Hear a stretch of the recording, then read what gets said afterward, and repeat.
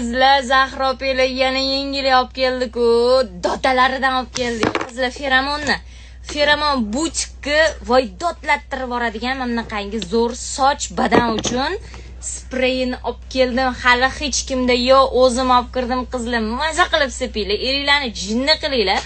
Ertalab sepib chiqqan bo'lsam, qizlarjonlar, sochimga sepgandim.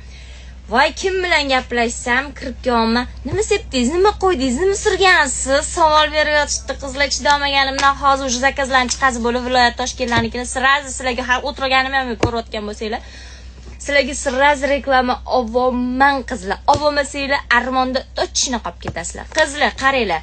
Bu spreyi gramini ko'ryapsizlar, kattaligini, feromonoviy.